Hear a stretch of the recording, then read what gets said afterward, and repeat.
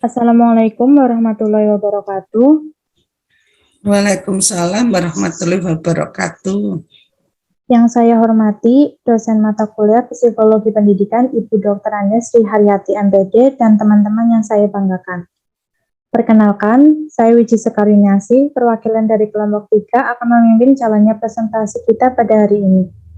Penyampaian presentasi dari kelompok 3 oleh anggota kami yakni saya sendiri, Wiji Sekaryuniasi, sebagai moderator, kemudian rekan saya, Yasinta Elia Putri, sebagai penyaji materi.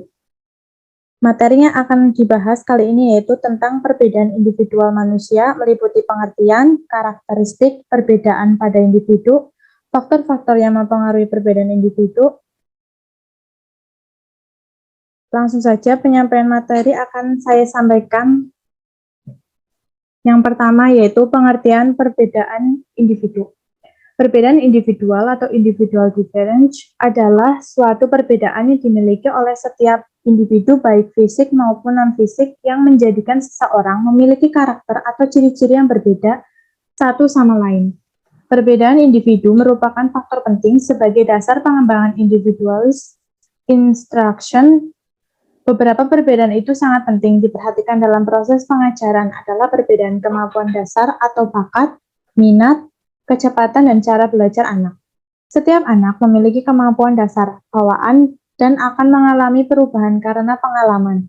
Karena kebutuhan anak dan kemampuan dasar bawaannya berbeda, maka minat anak dalam belajar juga berbeda. Setiap individu memiliki karakteristik bawaan atau heredity dan karakteristik yang diperoleh dari lingkungan. Karakteristik bawaan adalah karakteristik keturunan yang dibawa sejak lahir baik yang berkaitan dengan faktor biologis maupun faktor sosial psikologis. Kepribadian, perilaku, apa yang diperbuat, dipikirkan, dan dirasakan oleh individu merupakan hasil dari perpaduan antara faktor biologis maupun faktor sosial psikologis. Macam-macam perbedaan individu.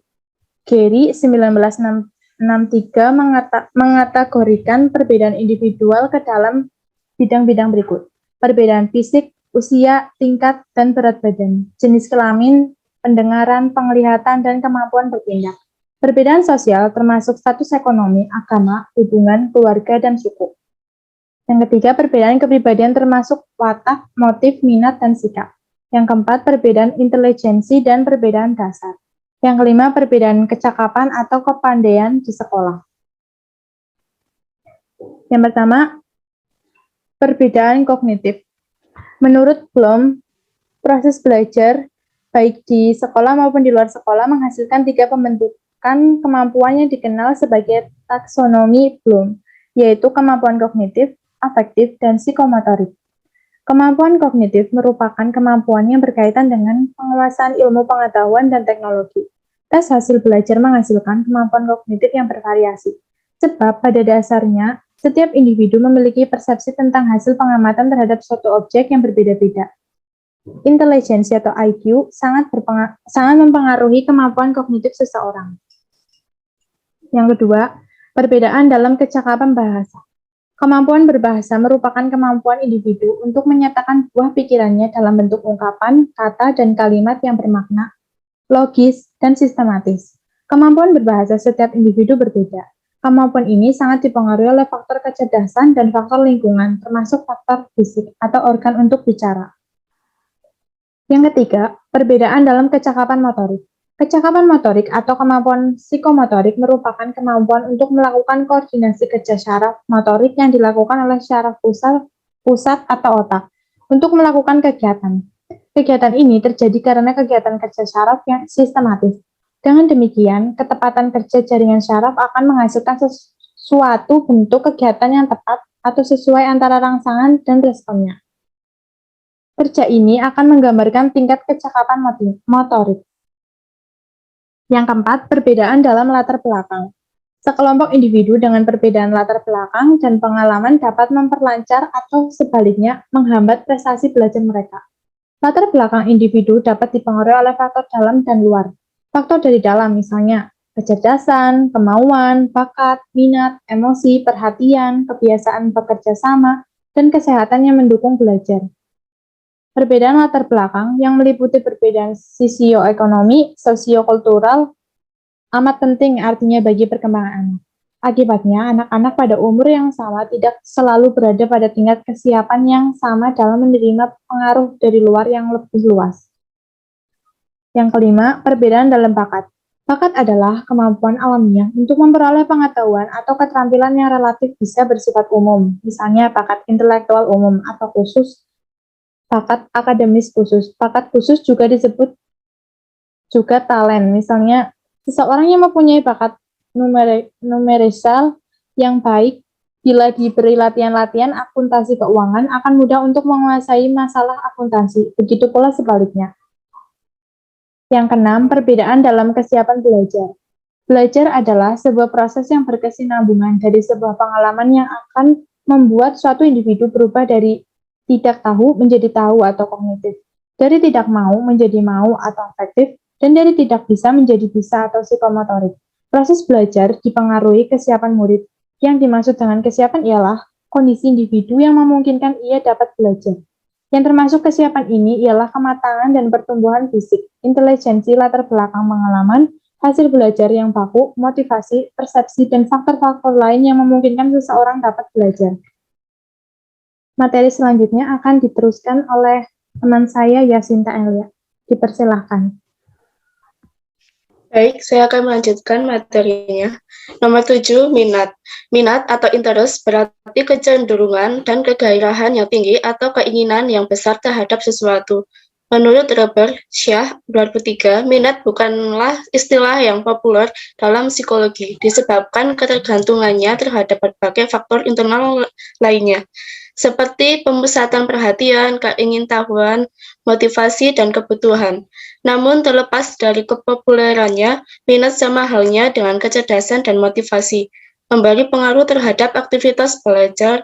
Bila minat siswa rendah, ia akan tidak bersemangat atau bahkan tidak mau belajar. Oleh karena itu, dalam konteks belajar di kelas, seorang guru atau pendidik lainnya perlu membangkitkan minat siswa agar tertarik terhadap materi pelajaran yang akan dihadapinya atau dipelajarinya. Secara umum, bakat atau aptitude didefinisikan sebagai kemampuan potensial yang dimiliki seseorang untuk mencapai keberhasilan pada masa yang akan datang. Bakat atau aptitude merupakan kecakapan potensial yang bersifat khusus, yaitu khusus dalam suatu bidang atau kemampuan tertentu. Pada dasarnya, setiap orang mempunyai bakat atau potensi untuk mencapai prestasi belajar sesuai dengan kemampuannya masing-masing. Motivasi. Motivasi adalah kondisi psikologis yang mendorong seseorang untuk melakukan sesuatu. Jadi, motivasi belajar adalah kondisi psikologis yang mendorong seseorang untuk belajar. Motivasi merupakan salah satu faktor yang mempengaruhi keefektifan kegiatan belajar siswa. Motivasilah yang mendorong siswa ingin melakukan kegiatan belajar.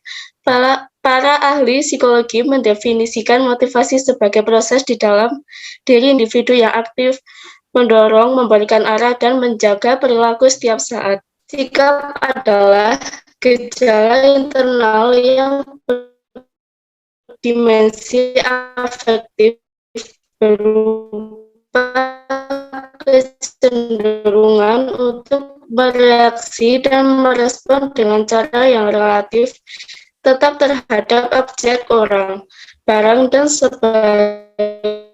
11. Perhatian. Menurut Slamato, perhatian adalah aspek penting dalam proses belajar. Perhatian merupakan keaktifan siswa yang dipertinggi.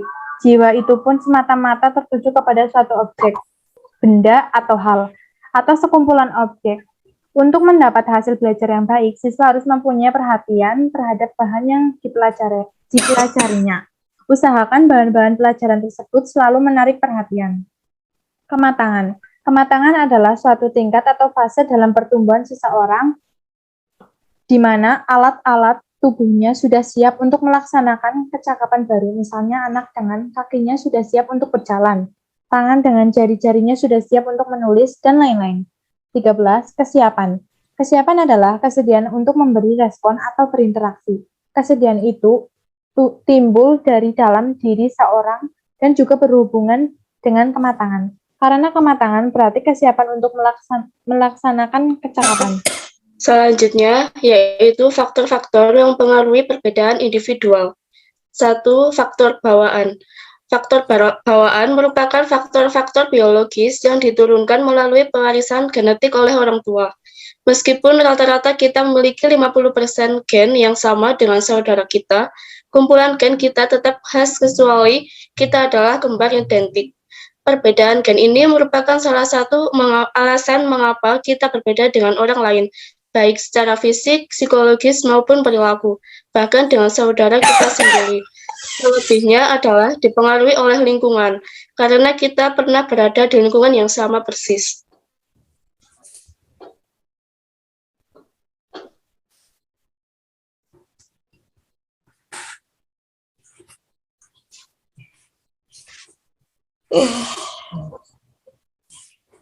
Dua, faktor lingkungan.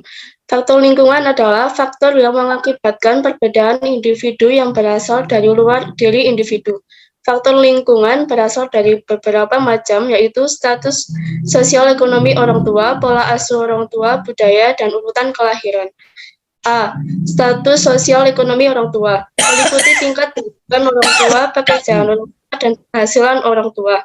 Demikian juga dengan pekerjaan dan penghasilan orang tua yang berbeda-beda.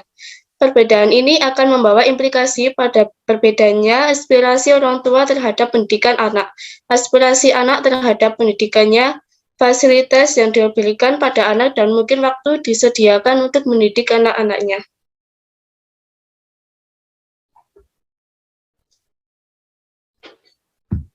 B.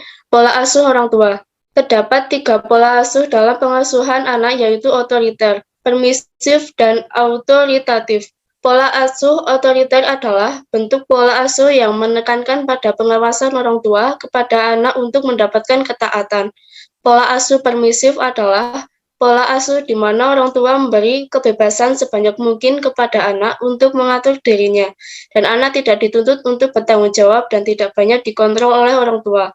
Sedangkan pola asuh autoritatif adalah pola asuh di mana orang tua memberikan hak dan kewajiban yang sama, dalam arti saling melengkapi. Anak dilatih untuk bertanggung jawab dan menentukan perilakunya sendiri agar dapat berdisiplin.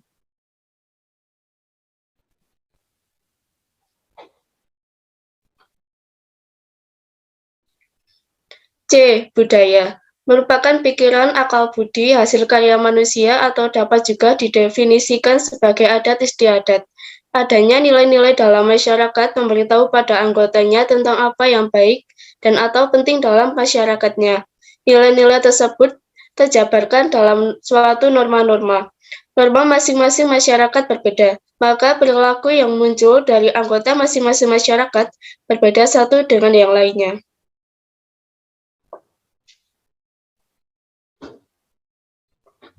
D. Urutan kelahiran. Anak yang lahir sulung atau anak pertama cenderung lebih teliti, mempunyai ambisi dan agresif dibandingkan dengan adik-adiknya. Anak tengah sering menjadi mediator dan pencinta damai. Anak bungsu cenderung paling kreatif dan biasanya menarik. Anak tunggal atau si anak sematawayang biasanya sering merasa terbebani dengan harapan yang tinggi dari orang tua mereka terhadap diri mereka sendiri. Mereka lebih percaya diri, supel, dan memiliki imajinasi yang tinggi. Karakteristik yang berbeda-beda pada individu dipengaruhi oleh perilaku orang tuanya, berdasarkan urutan kelahiran.